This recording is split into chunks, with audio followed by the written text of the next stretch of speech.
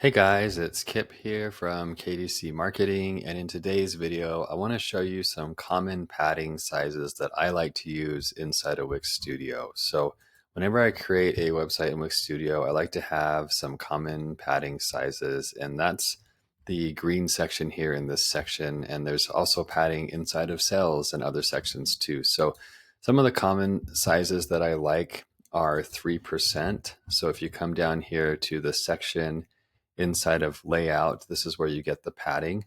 So you can toggle this between this scale px with an asterisk, which is Wix Studio's own measurement that kind of scales a little bit. It's like a pixel that scales. These are pixels and these are defined, so they'll always stay at that same amount. A percentage is the percentage of the screen that it will take up. And then you have viewport height and viewport width. And this also is changing based on the screen. But for the desktop, a couple of sizes that I like to use the percentage and 3% and 3%. This gives a nice padding around here and kind of matches this one that's at this 40 pixels. It's about the same as 40 pixels.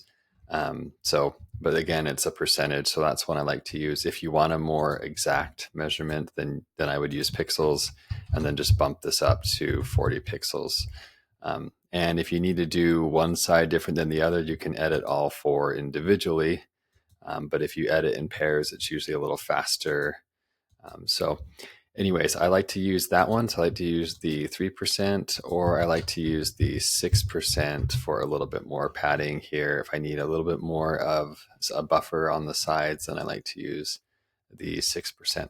So this is different when it comes to mobile. So if I go to mobile here, let's click on this section. So this one is 29 pixels by 29 pixels. So if I'm going to add a new section, a lot of times what I like to do, let me go back to this section that's already at 6%. I like to use viewport width for the horizontal padding, and I like to do 8. So it gives it this kind of gate here. And then on the top and bottom, I like to use pixels and do 40 pixels, something like this.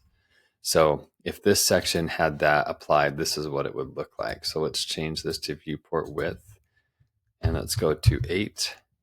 And so now this has a bit of some padding from the sides. And then I would actually switch this to pixels and go to 40. So it gives it a bit more top to bottom. And I like 40 just because then the next section, it's got some space between the section below it. And as you add more sections, then you have more spacing there too. So let me add another section just so we can kind of see what it would look like. I'm just going to add a wireframe section here. So I've got my wireframe section. Let me add some padding, which just show you the percentage one so you can see what that would look like. So I'm being really careful to make sure I edit at the section level so that I can get this padding around. So it just gives it some space, kind of matches that top one.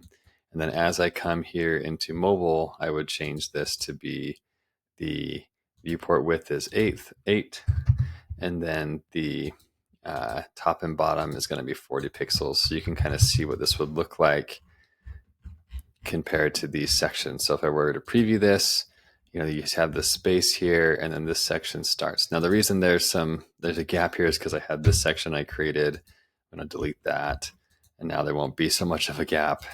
But yeah, so I have this section here, and then this section here that has some spacing. And there might be some things I need to do, like this repeater has some additional spacing that I might not want on this section. And so it kind of fills out more on mobile. So there might be some things I need to do to change this a little bit. It also has some at the bottom here that I might want to just drag to 0. So, but I still have this 8 viewport width here. So that kind of looks a bit better to me. And then I might want to change the background of this section too, so that it's a bit different than that first section. So maybe something like this. So as I preview this, it's a little bit different than that top section.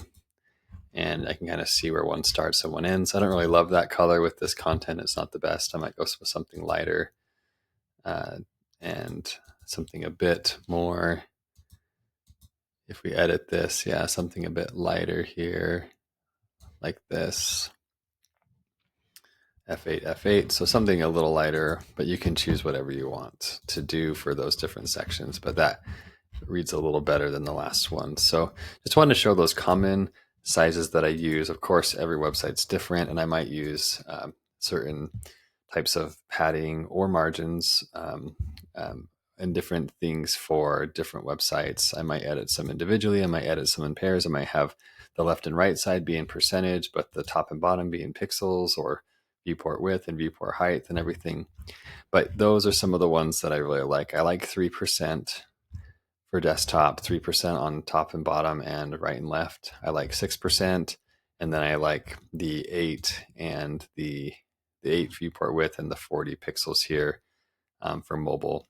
And you can experiment with these, find which ones you like. And there might be a different way that you like doing it that works better for you. So just want to show a couple of ideas that I really like. I don't always use these, but I do use them a lot, just kind of as a default to give my sections the spacing that I want to have. So hope you found this video helpful, and I will see you in the next video.